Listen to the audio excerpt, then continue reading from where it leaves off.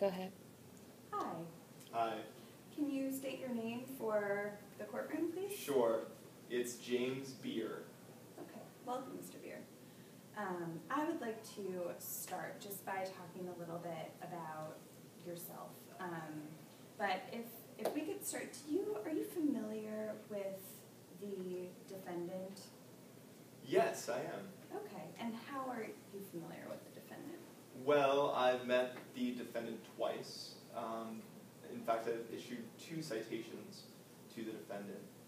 Okay. And what is your profession, Mr. Beer? So I'm a liquor investigator. Okay. Okay. What do you do as a liquor investigator?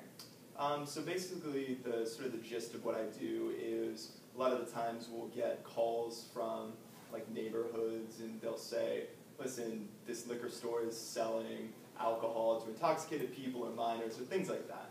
Okay. And so what I'll do is then I'll come down there and sort of stake out that liquor store. Okay. And So these neighbors. Sorry, I didn't mean to interrupt. No Go problem. ahead. And so, I'll try to get a sense for whether they're actually doing that, if there are a lot of drunk-looking people that are sort of, it's like a revolving door going through the liquor store. So usually, we'll stake out for 5 or 6 hours. Okay, so can you elaborate on these neighbors who call in? Can you tell us a little bit more about that? Sure. It's usually just concerned people. Usually they're older. Do you get a sense for where these neighbors live? Usually they're fairly close to the liquor store. I mean, close enough to know that something's going on. Okay, interesting. So when you pulled up when on the night of June 5th, 2002, what were you doing? What was your what were you doing?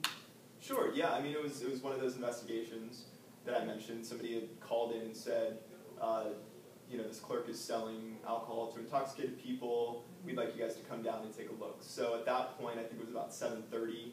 Drove down there with my partner, Donald, and we parked right outside the liquor store, and we just sort of set up shop there, turned off the car, and just started watching.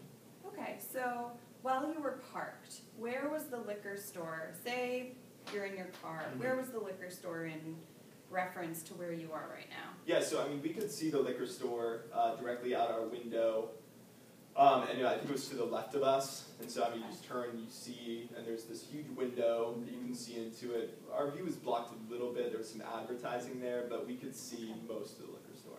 Okay.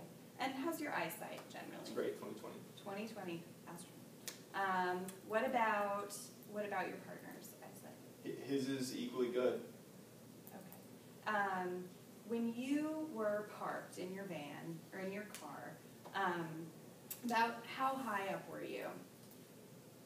You mean?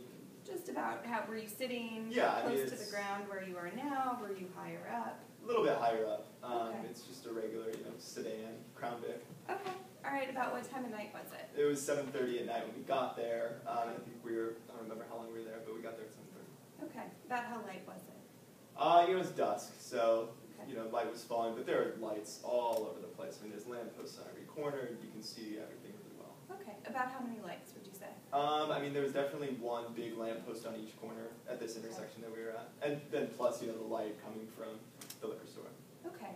And you said that night you had cited Dan Jones, the Yes. defendant.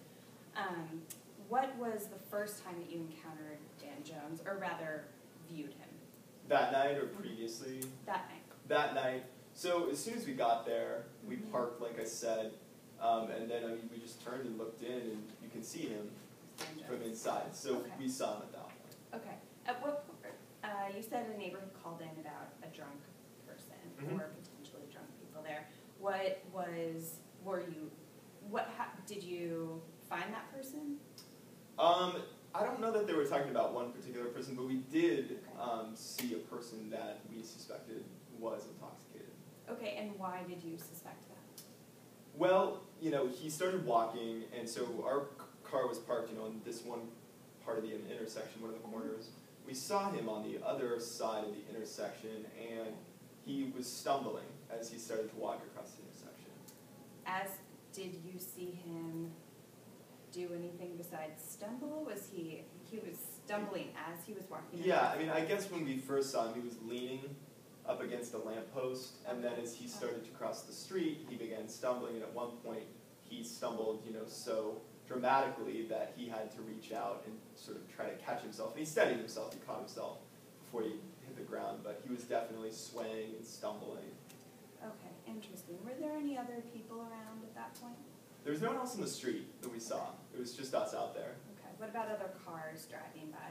I mean, it's not a really busy intersection, so there was a car, stray cars passing here and there, but I think when he was crossing, I didn't see any cars. Okay, so he crossed without cars. Yeah. What did he do once he crossed the street? Well, like I said, he was kind of stumbling and had to reach out and try to catch himself. Once he got to the curb, then he really almost took a tumble, and so he kind of went through the motions again of reaching out and then correcting himself, catching himself. Once he got there, then he made a beeline for the liquor store. And he walked up to the liquor store and again, kind of stumbling. But as soon as he got in front of the liquor store, he sort of righted himself and sat up and stood up like this right before he went into the liquor store. But then at that point, he opened the door and went inside. Okay. When he opened the door, what did you notice about anyone inside the liquor store, including the defendant? Yeah, I didn't see anyone else in there besides the clerk who we talked about earlier. So I just saw the clerk, and then I saw the guy that we'd seen walking across the street, walk in. Brittany, I'm going to stop you there.